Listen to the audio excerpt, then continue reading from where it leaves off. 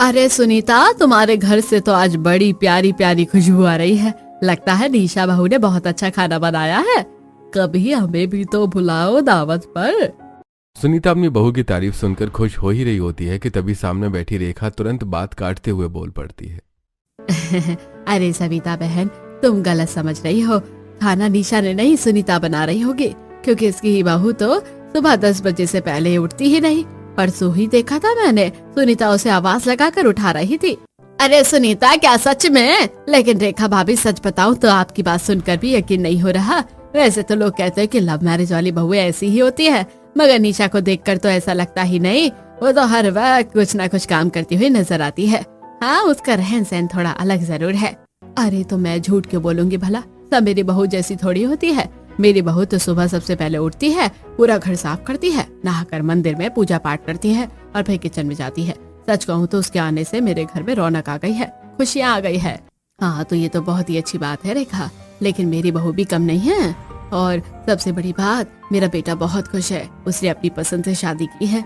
और हमें क्या चाहिए? हमें तो समय पर 2 वक्त की रोटी मिल जाए, बस वही काफी है। हाँ सुनीता बहन, बिल्कुल सही कह रही हो तुम। अच्छा चलो, अब हम चलते हैं, बहुत देर हो गई है, बच्चे इंतजार कर रहे होंगे। चारों पड़ोसनें काफी देर तक बैठकर बातें करती रहती हैं। फिर सविता और कांता उठकर अपने अपने घर चली जाती हैं। दरअसल सुनीता की बहू लव मैरिज वाली है और रेखा की बहू अरेंज मैरिज वाली। रेखा हमेशा अपनी बहू की तारीफ करती रहती है। उधर रेखा अपने घर लौट आती है। इधर कमरे में नेहा अपनी दोस्त सिया से फोन पर बातें कर रही होती है। नेहा, तुम्हारी शादी को इतने दिन हो गए हैं, तुम कहीं बाहर घूमने नहीं गई साहिल के साथ? या साहिल तुम्हें कहीं लेकर ही नहीं जाता? अरे नहीं यार, ऐसी कोई बात नहीं है। वो तो कहते रहते हैं कि डिनर पर चले, शॉपिंग करने चले, बस मैं ही मना कर देती हूँ। अरे तू तो ज्यादा ही समझदार बनाई है। अब मना करती रहेगी तो क्या बुढ़ापे में घूमेगी?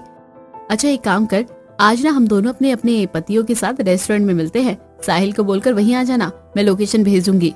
इतना कहकर सिया फोन रख देती है। इधर नेहा तुरंत साहिल को कॉल करके सारी बातें बता देती है। अगर आज काम जल्दी हो जाए तो घर थोड़ा जल्दी आ जाना। सिया और उसका हस्बैंड भी शहर में आए हैं, साथ में डिनर का प्लान है। हाँ ठीक है, अगर काम जल्दी हो गया तो आ जाऊंगा।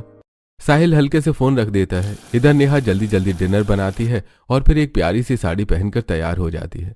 बाहर हल्की ठंड होती है, इसलिए वो ऊपर से एक ट्रेंच कोट भी डाल लेती है। तभी रेखा कमरे में आती है और नेहा को तैयार देखकर पूछती है, अरे बेटा, तुम दोनों कहीं जा रहे हो क्या? हाँ मम्मी, आज डिनर का प्लान है। अरे वाह, ये तो बहुत अच्छी बात है। तुम रहने दो, घर का काम मैं कर लूंगी। ये तो तुम्हारे घूमने फिरने के दिन है, आराम से समय बिताओ, काम की कोई टेंशन मत लेना। रेखा का नेहा को लेकर व्यवहार बेहद प्यारा है, लेकिन साहिल अब तक इस शादी को दिल से स्वीकार नहीं कर पाया है। वजह यह है कि उसकी पसंद की शादी नहीं, बल्कि रेखा की पसंद की शादी है। नेहा तैयार होकर साहिल का इंतजार करती रहती है।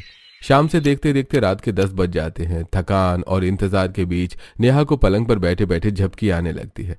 करीब 10:30 बजे दरवाजे की बेल बजती है। राजेश दरवाजा खोलते हैं। अरे बेटा, आज बहुत देर कर दी। नेहा कब से तुम्हारा इंतजार कर रही थी। रोज तो जल्दी आ जाता है तू। पापा काम में उलझ गया था, टाइम का पता ही नहीं चला, इसलिए लेट हो गया। इतना कहकर साहिल सीधे अपने कमरे में चला जाता है। अगर आपको नहीं जाना था तो मुझे पहले ही बता देते, मुझे अपने दोस्तों के सामने इतना शर्मिंदा होना पड़ा। मैं ऑफिस में बैठकर टाइम पास नहीं कर रहा था, पूरा दिन बॉस की डांट सुनते हुए काम कर रहा था, और आते ही तुम्हारी शिकायतें। हल्की ठंड भरी रात में नेहा का दिल और भी ज्यादा ठंडा पड़ जाता है। उसकी आंखों में आंसू होते हैं, लेकिन वो चुपचाप खुद को संभाल लेती है। नेहा साहिल का मूड समझ जाती है, लेकिन फिर भी वो खुद को संभालते हुए नॉर्मल बिहेव करती है, जबकि इतना इंतजार करने के बाद उसके दिल में भी बहुत गुस्सा और उदासी भरी होती है। मैं आपके लिए खाना लगा दूं? अरे नहीं, मैं बाहर से ही डिनर करके आया हूँ। ये सुनते ही नेहा का दिल जैसे टूट सा जाता है। वो कब से उसकी राह देख रही थी, लेकिन साहिल को उसकी कोई फिक्र ही नहीं थी। ऐसे ही रात से सुबह हो जाती है। इधर निशा और कुणाल अपनी जिंदगी में मस्त थे। सुबह सुबह निशा उठकर कुणाल की पसंद का नाश्ता बनाती है, उसके लिए अलग अलग तरीकों से लंच पैक करती है। वो हर चीज को क्यूट बनाने की पूरी कोशिश करती थी।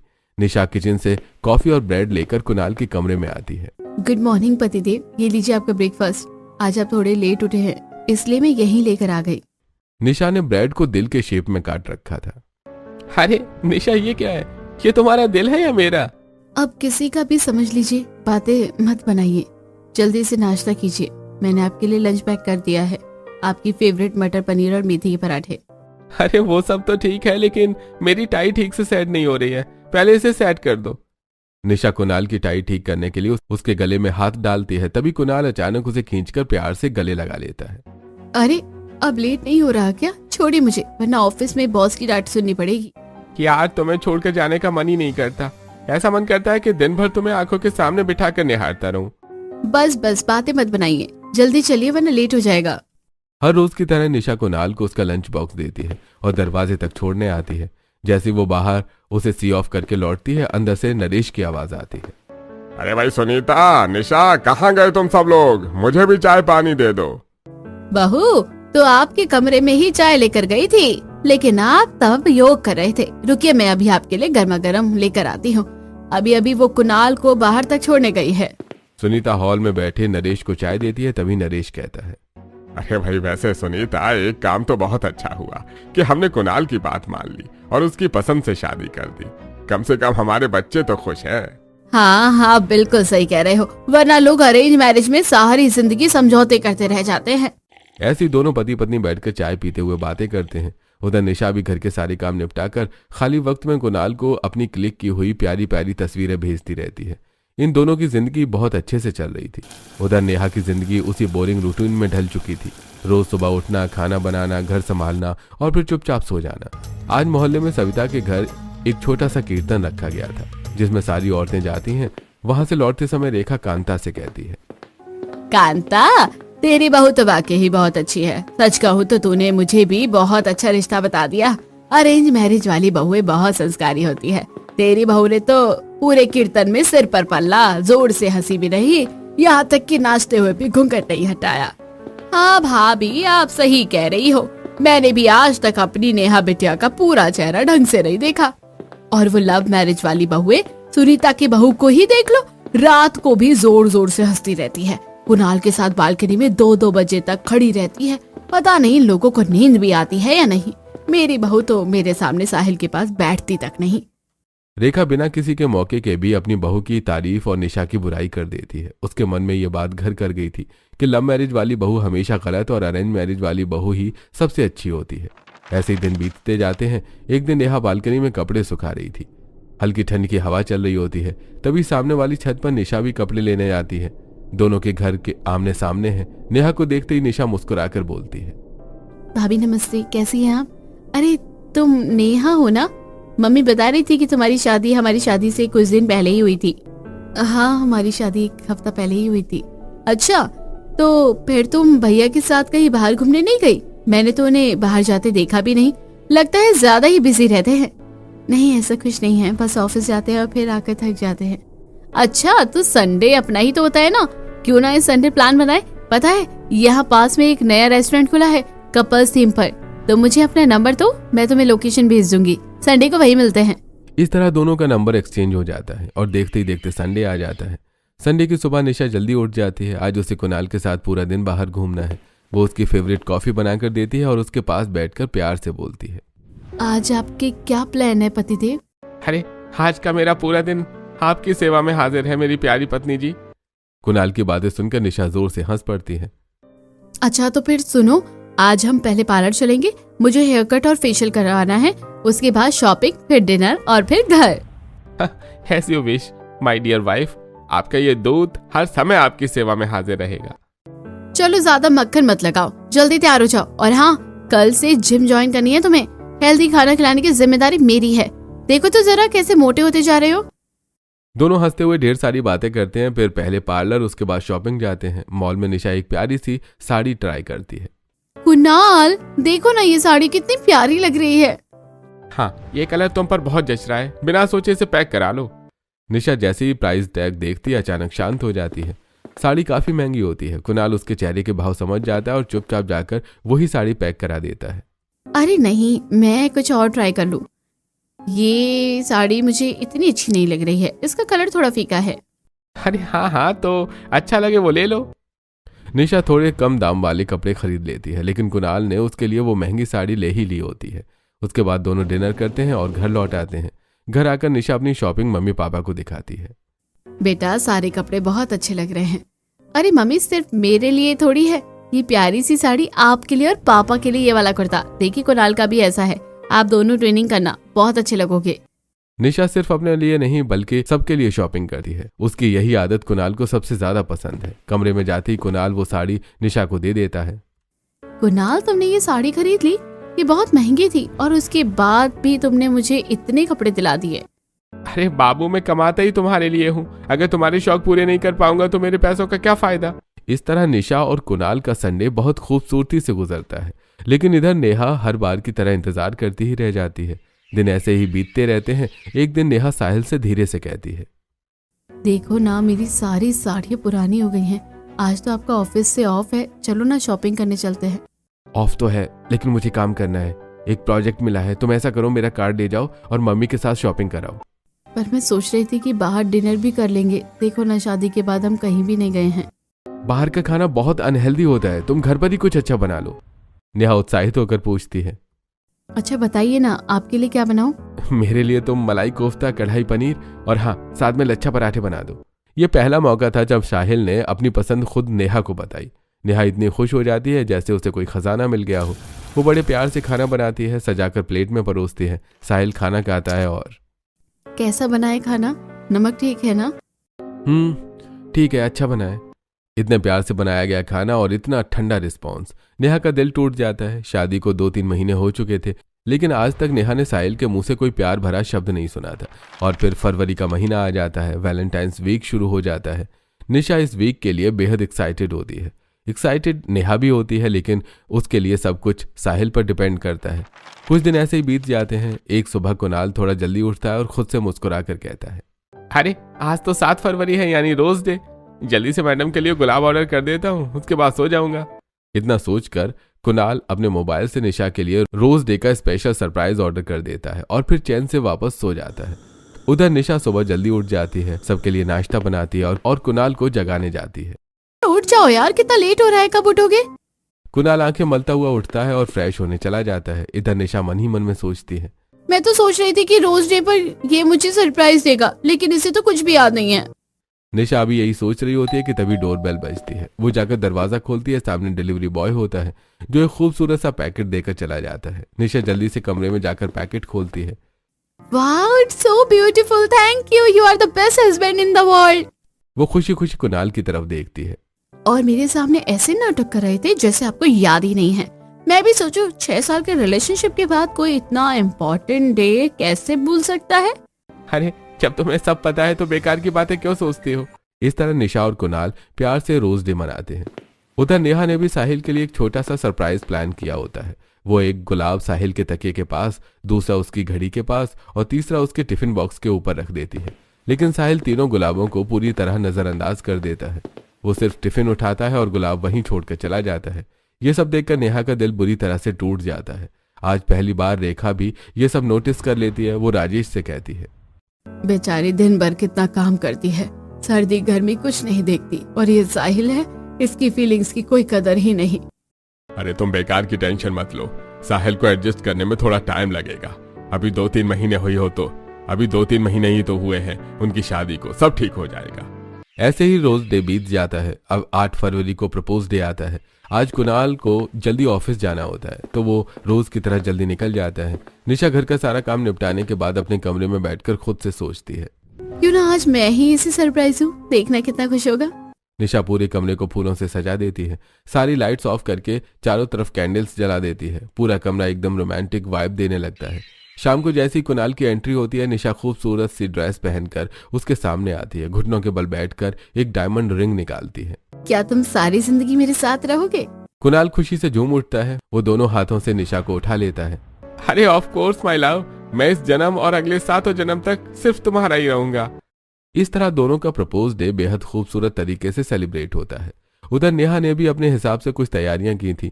उसने साहिल के लिए एक क्यूट सी टी-शर्ट ऑर्डर की होती है जिस पर लिखा होता है, will you be my best friend for ever. थोड़ी देर बाद साहिल कमरे में आता है। नेहा प्यार से उसे गिफ्ट देती है। साहिल बॉक्स खोलता है। उसके अंदर एक खूबसूरत सी रिंग होती है। नेहा, तुम क्या बच्चों वाली हरकतों में लग गई हो? तुम्हारे पास इन फालतू कामों के लिए टाइम कहां से आता है? मुझे पता है तुम्हारी फीलिंग्स, तुम्हें ये सब करने की जरूरत नहीं है। हर बार की तरह इस बार भी साहिल ने नेहा का दिल तोड़ दिया। उसे इस बात का अंदाजा भी नहीं कि नेहा ये सब कितने प्यार से करती है। फिर अगला दिन चॉकलेट डे होता है।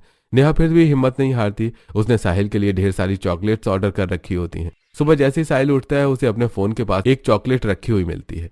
वो उसे उठाकर रख लेता है। थोड़ी देर बाद ऑफिस के लिए तैयार होकर बाहर निकलने लगता है। तभी नेहा उसके पास आकर मुस्कुराते हुए एक बड़ा सा चॉकलेट बॉक्स देती है। Happy chocolate day. Thank you very much, लेकिन तुम्हें पता होना चाहिए मुझे डेयरी मिल्क बिल्कुल भी पसंद नहीं है। अब ये सब तुम ही रख लो, तुम खा लेना, मैं ऑफिस जा रहा हूँ। इस तरह आज भी साहिल ने नेहा का चॉकलेट डे बेकार कर दिया। बेचारी ने कितनी मेहनत की थी, लेकिन आज भी उसकी कोशिशें बेकार चली गईं। उधर चॉकलेट डे पर कुणाल निशा को ढेर सारी अलग अलग तरह की चॉकलेट्स गिफ्ट करता है। इतनी सारी चॉकलेट्स और मेरी फेवरेट किटकैट डेयरी मिल्क, तुम कितने अच्छे हो। तुम्हें सब कुछ कैसे याद रहता है? अरे जितनी अच्छी तुम हो मैं उससे थोड़ा कम अच्छा हूँ। बस तुम्हारे लिए हर चीज बेस्ट करना चाहता हूँ। तुम्हारे साथ खूबसूरत यादें मनाना चाहता हूँ। आओ, सच में तुम्हें पाकर मैं खुद को बहुत लकी समझती हूँ। इस तरह कुणाल और निशा का चॉकलेट डे भी बेहद खूबसूरत गुजरता है। अगले दिन टेडी डे होता है। आज नेहा कुछ क्यूट करने की कोशिश करती है। उसने एक बड़ा सा टेडी बियर कॉस्ट्यूम ऑर्डर किया होता है, जो साहिल के ऑफिस से आने से पहले डिलीवर हो जाता है। साहिल जैसे ही घर आता है, मम्मी नेहा कहाँ है? दिखाई नहीं दे रही है, क्या मायके चली गई है? नहीं बेटा, ऐसा कुछ नहीं है, यही घर पर। हाँ, उसकी मम्मी का फोन आया था, लेकिन उसने कहा कि बाद में आऊंगी। किचन में खड़ी नेहा ये सब सुन रही होती है। उसे एहसास होता है कि चलो उसके होने या ना होने से साहिल को फर्क तो पड़ता है। साहिल अपने कमरे में चला जाता है। थोड़ी देर बाद नेहा टेडी वाली ड्रेस पहनकर चुपके से उसके सामने आती है और क्यूट सी हरकतें करते हुए टेडी डे विश करती है। Happy teddy day. अरे यार, तुमने तो मुझे डरा ही दिया। ये क्या पहन रखा है तुमने? तुम तो पूरी भालू लग रही हो। आपके लिए मैं कुछ भी बन सकती हूँ। नेहा, मुझे ये सब पसंद नहीं है। मैं ऐसे ही खुश हूँ, तुम ये सब मत किया करो प्लीज। साहिल नेहा को ऊपर से समझा देता है, लेकिन उसका दिल नहीं मानता, क्योंकि वो नेहा को जरा भी प्यार नहीं दिखाता। उधर निशा ने कुणाल के लिए एक बहुत क्यूट सा टेडी बियर मंगवाया होता है। ऑफिस से आते ही वो उसे गिफ्ट करती है। हैप्पी टेडी डे, और ये रहा मेरा नया खिलौना। अरे ये तुमने अपने लिए मंगवाया है ना? हाँ, लेकिन जब तुम ऑफिस जाते हो तो मुझे बहुत याद आती है, इसलिए इसका नाम मैंने कुन्नू रखा है। निशा फीमेल टेडी कुणाल को दे देती है। अरे तो फिर इसका नाम निशु रखूंगा। दोनों हंस पड़ते हैं और इस तरह उनका टेडी डे प्यार से गुजरता है। अगला दिन प्रॉमिस डे। सुबह सुबह कुणाल बालकनी में एक छोटा सा रोमांटिक सेटअप करता है और बहाने से निशा को वहां बुलाता है। जैसे निशा सब देखती है, खुशी से चौंक जाती है। कुणाल, तुमने ये सब किया? अरे जब मेरी खूबसूरत सी पत्नी मेरे लिए नाश्ता बना रही थी। कुणाल धीरे से निशा का हाथ पकड़ता है, फूलों का बना गजरा उसके हाथों में पहनाता है और उसकी आंखों में देखकर वादा करता है, निशा इस जन्म क्या अगले 7 जन्म तक मैं तुम्हारा साथ ऐसे ही निभाऊंगा। मेरे दिल में तुम्हारे लिए प्यार कभी कम नहीं होगा। इस तरह कुणाल और निशा का प्रॉमिस डे बेहद खास बन जाता है। उधर नेहा भी साहिल का हाथ पकड़कर उसे वादा करती है, मैं हमेशा आपका साथ निभाऊंगी, सुख दुख में हमेशा आपके साथ रहूंगी। लेकिन साहिल बिना कुछ बोले चुपचाप कमरे से बाहर चला जाता है। नेहा वहीं खड़ी रह जाती है। अगला दिन हग डे। निशा पीछे से आकर कुणाल को कसकर गले लगा लेती है। दोनों देर तक एक दूसरे से बातें करते रहते हैं। उधर नेहा जब साहिल को हक करने जाती है, नेहा ये बच्चों वाली हरकतें मत किया करो। कितनी बार कहा है, देखो कितना टाइम हो गया और तुम अब तक इन ड्रामों में लगी हुई हो। मेरा सारा काम हो चुका है, अगर आपके पास मुझे हक करने के लिए 2 मिनट भी नहीं है तो इसमें मेरी कोई गलती नहीं है। इस तरह अरेंज मैरिज और लव मैरिज वाली बहुओं का वैलेंटाइंस वीक बिल्कुल अलग अलग तरीके से चल रहा था। आज 13 फरवरी यानी किस डे है। नेहा साहिल को सोता हुआ देखती है और मन ही मन में सोचती है, मैं आज तक साहिल को पत्नी की तरह छू भी नहीं पाई। हकीकत में तो ये मुमकिन ही नहीं है। वो चुपचाप उसके माथे पर एक हल्का सा किस करती है, जिसे साहिल महसूस तक नहीं करता। उधर निशा पूरे दिन बैठकर एक व्हाइट शर्ट पर अपनी लिपस्टिक से डिजाइन बनाती है। शाम को वो शर्ट कुणाल को देती है। ये लो आपका किस डे गिफ्ट। अरे इतनी खूबसूरत, क्या ये तुम्हारी असली लिप प्रिंट है? और नहीं तो क्या, पूरे 4 घंटे लगे हैं इसे बनाने में। मेरी वाटरप्रूफ लिपस्टिक भी खत्म हो गई है। अरे ये तो बहुत खूबसूरत है। और रही बात तुम्हारी लिपस्टिक की, तो मैं वो अभी ऑर्डर कर दूंगा। कुणाल धीरे से निशा को किस करता है और इस तरह उनका किस डे भी बेहद खास बन जाता है। ऐसी 14 फरवरी यानी वैलेंटाइंस डे वाला दिन आता है। साहिल और कुणाल दोनों ऑफिस चले जाते हैं। निशा नेहा को फोन करती है, नेहा आज वैलेंटाइन डे है, अगर तुम दोनों का कोई स्पेशल प्लान नहीं है तो क्या तुम हमें ज्वाइन कर सकती हो? वैसे तो साहिल बहुत बिजी रहते हैं, लेकिन आप प्लान बताओ, अगर टाइम मिला तो हम जरूर आएंगे। सिटी से बाहर एक नया रेस्टोरेंट खुला है पूरी वैलेंटाइन थीम पर। ड्रेस कोड रेड है, तुम रेड पहन लेना और साहिल के लिए ब्लैक सूट रखना। मेरी कुछ दोस्त भी आ रही है, बहुत मजा आएगा, प्लीज आने की ट्राई करना। प्लान सुनते ही नेहा के दिल में एक छोटी सी उम्मीद जगती है। नेहा तू समझ नहीं रही है यार, कुणाल ने मेरे लिए पूरा वैलेंटाइन डे वीक प्लान कर रखा है, रोज नया सरप्राइज, नए गिफ्ट्स, इतना प्यार, सच में बहुत लकी हूँ मैं। अच्छा है निशा, तू बहुत खुश है, बस यही काफी है। निशा सारी बातें बताकर फोन रख देती है। फोन करते ही नेहा अपने कमरे में बैठ जाती है और सोचों में डूब जाती है। कितनी अच्छी किस्मत है ना निशा की, कितना प्यार करने वाला पति मिला है। और एक मेरा पति है जो खुद तो कभी सरप्राइज देता ही नहीं, ऊपर से मेरे किए हुए सरप्राइज भी खराब कर देता है। तब एक भी दिन अच्छा नहीं बना तो ये वैलेंटाइन डे क्या खाक अच्छा बनेगा। वैसे भी अब मेरा मन भी नहीं है मनाने का। नेहा कमरे में बैठी सोच ही रही थी कि बाहर खड़ी उसकी सास रेखा उसकी सारी बातें सुन लेती है। रेखा तुरंत जाकर राजेश से कहती है, राजेश, अब मुझे समझ आ रहा है कि हमेशा बच्चों की मर्जी के खिलाफ शादी नहीं करनी चाहिए थी। आज मेरा बेटा और बहू आपस में बिल्कुल भी खुश नहीं है। हाँ, तुम सही कह रही हो। नेहा बहू बहुत संस्कारी है। अगर कोई और लड़की होती तो कब तक का तलाक ले चुकी होती। एक तरफा रिश्ते ज्यादा दिन नहीं चलते। अब हमें ही कुछ करना पड़ेगा। नेहा बहू ने पूरे 6 दिन दिल से कोशिश की है। दोनों पति पत्नी मिलकर एक प्लान बनाते हैं। आइडिया तो बहुत अच्छा है, बस काम कर जाए। जरूर करें। रेखा नेहा के कमरे में जाकर उसे लाल रंग की साड़ी देते हुए कहती है, नेहा बेटा, आज तुम्हारी राशि में लाल रंग का पहनना बहुत शुभ बताया जा रहा है। ये साड़ी पहनकर तैयार हो जाओ, मैंने खास तुम्हारे लिए रखी थी। वैसे तो नेहा आज कुछ भी करने का उसका मन नहीं था, लेकिन वो अपनी सास की बात कभी नहीं टालती। वो चुपचाप साड़ी पहनकर तैयार हो जाती है। थोड़ी देर बाद रेखा फिर उसके कमरे में आती है।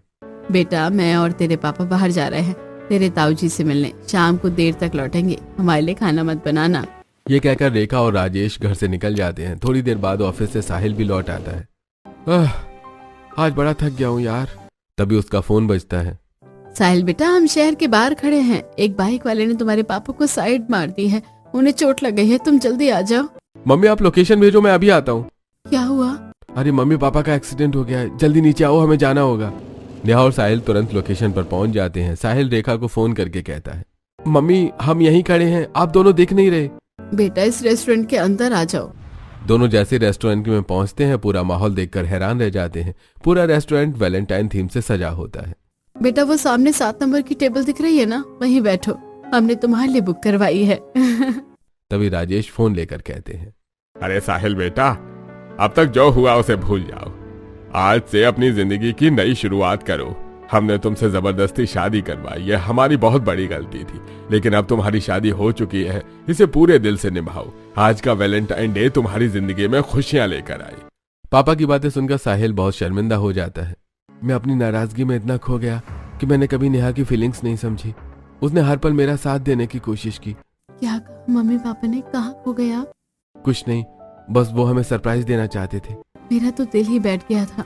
तभी साहिल घुटनों के बल बैठकर नेहा का हाथ अपने हाथ में लेता है।